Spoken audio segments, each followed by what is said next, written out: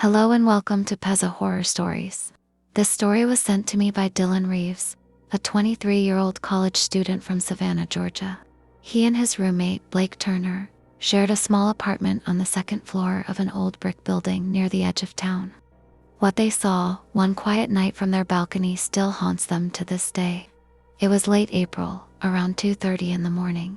The air was warm and still. The street below their apartment was empty, except for the hum of a single streetlight. Dylan and Blake were sitting out on the narrow balcony, surrounded by open textbooks and half-empty coffee cups, trying to prepare for their upcoming exams. Blake yawned.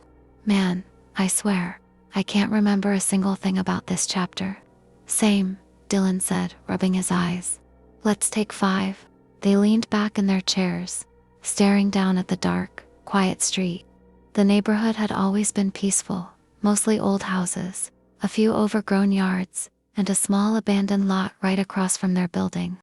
But that night, something was different. Blake noticed it first. "Hey, do you see that?" At the far end of the lot, just beyond the reach of the streetlight, a man was standing completely still. He was wearing all white, a long coat or robe that brushed the ground. They couldn't see his face. He didn't move for several seconds. Then slowly, very slowly, he began to dig. The scraping sound of metal against dirt carried faintly through the night air. Dylan frowned. "What the hell is he doing?" Blake leaned forward, whispering, "Is that a shovel?" The man worked methodically, scooping dirt, tossing it aside, then starting again. His movements were steady and deliberate, like someone performing a ritual. "Maybe he's burying something," Dylan muttered. "Or someone." They laughed nervously, trying to shake the unease. But deep down, both of them felt it. Something was wrong. After a few minutes, the man stopped digging. He turned slowly, as if sensing their eyes on him. The streetlight flickered, and for a brief moment, they saw his face.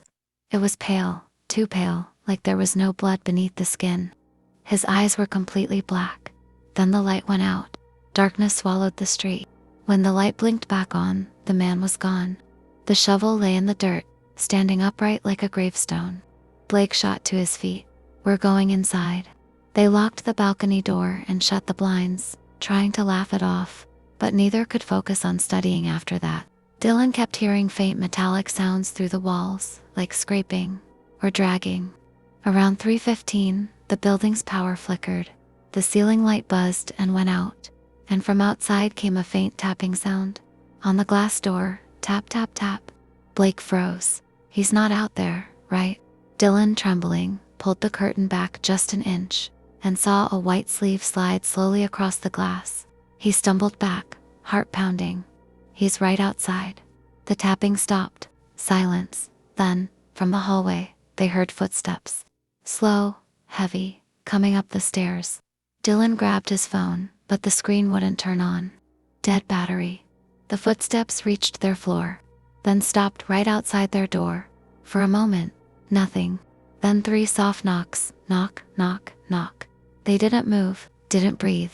The door handle turned slightly, then stopped. The silence stretched for almost a full minute. Finally, they heard slow footsteps going back down the stairs. Neither of them slept that night. By morning, they were half delirious. When sunlight finally spilled through the blinds, they forced themselves outside to check the lot across the street. The shovel was gone, but the ground where the man had been digging was still freshly disturbed. The soil was dark, wet, and something smelled awful. Blake gagged. "Dude, what is that smell?" Then Dylan saw it, something red seeping through the dirt, blood. It was soaking into the earth. They called the police immediately. When the officers arrived, they taped off the area and started digging. What they uncovered froze everyone on the spot. It wasn't an animal. It wasn't trash. It was a human body wrapped in a torn white sheet. One of the officers turned to Dylan. "You said you saw a man here last night." Dylan nodded, shaking all white clothes, about 6 feet tall. "He was digging right there." The officer frowned. "Son, this body's been here for at least 2 weeks. The blood drained from Dylan's face. "That's not possible. We saw him last night."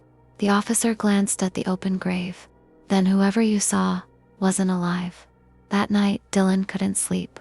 Every time he closed his eyes, he saw the man's pale, face staring back at him from the shadows. Around 2:30, his phone buzzed. A new message from an unknown number.